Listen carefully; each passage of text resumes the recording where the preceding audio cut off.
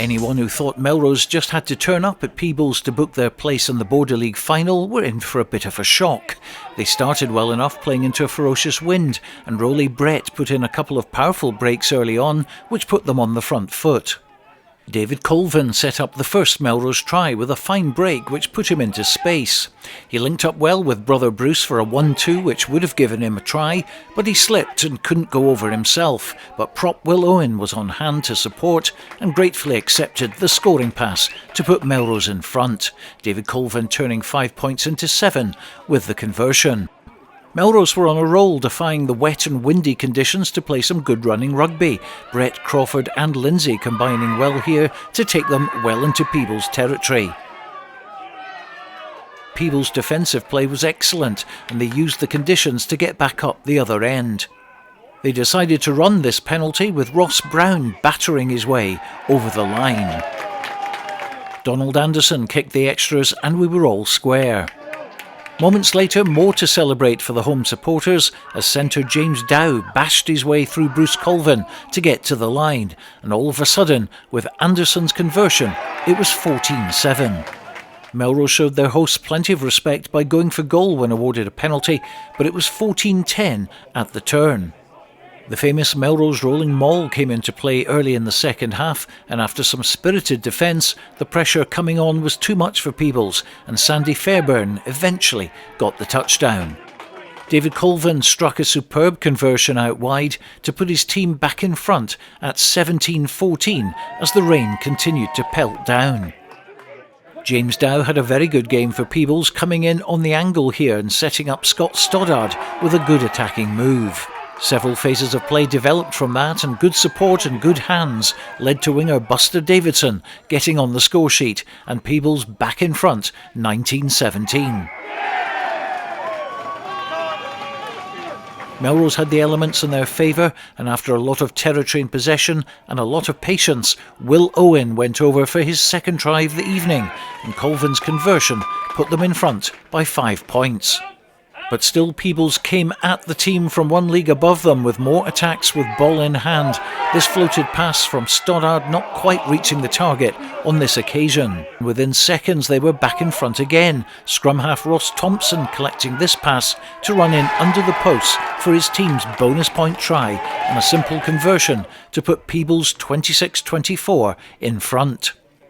The home pack was getting success up front, pushing their opponents back, and they were eyeing up a famous win which would be their first over Melrose in history.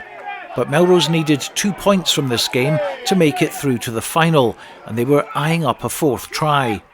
Eventually, after sustained pressure, the ball made its way out to Donald Crawford on the left-hand flank. He still had work to do, but he did ground the ball, as seen by the assistant referee, who informed referee Michael Todd, and Melrose were back in front again, 29-26. They could have extended their lead in the last play of the game when a drop ball fell into the path of Struan Hutchison, and you would have put your mortgage on him scoring here. The referee blew his whistle and Melrose had done what they came to do, but fair play to Peebles for giving them a huge scare. Final score, Peebles 26, Melrose 29. You know, Peebles came out firing and we really struggled in that first half, playing into quite a strong wind, really struggled to exit.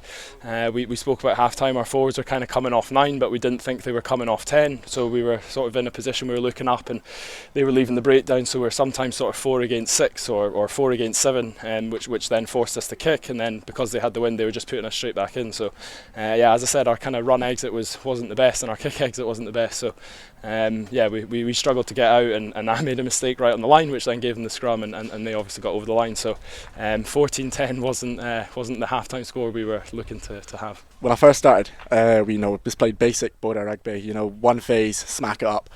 But then from the start of the season with our new coach Ian Chisholm coming in, our game's really evolved. We shift it wing to wing. We tried to do that and it's working for us. But yeah, it's good fun.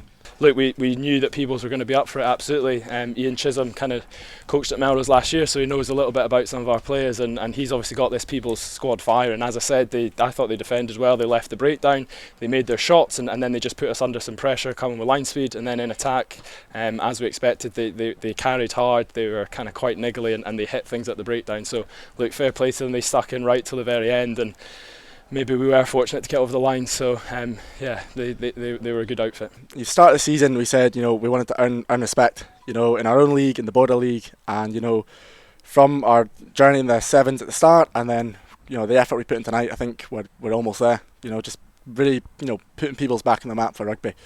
This season, you know, we want to finish strong. Arkeys lost to Newton Stewart last week, so it's all to play for in the league. You know, a couple of strong games from us could put us right back up there. We've got a tough game against Arkeys and Falkirk in the next few weeks, so we're kind of looking into that, and then also building into next season too. Look, it's great that we are into a Border League final against Selkirk, and we're also obviously in contention for that National 1 gala, doing us a favour against Kelso the other week. So yeah, look, it is one game at a time. We'll look where we are kind of after that 4-game block in terms of National 1. We'll obviously focus on that Border League final. I'm not actually too sure when it'll be played, whether that'll be midweek or into sort of March, April. And we're also sitting not too bad Kings of the Sevens. I don't actually know where we are, but I think we're near the top. So look, it's all on, and we said when we lost that game against there, nothing's won in January. You kind of compete for titles and silverware come April, May. So as you said, it's one game at a time, and you just keep building, and let's see where we get to. But as Bert said, as Bruce Colvin said there, we need to the penny needs to start to drop, because we can't keep performing like that week to week.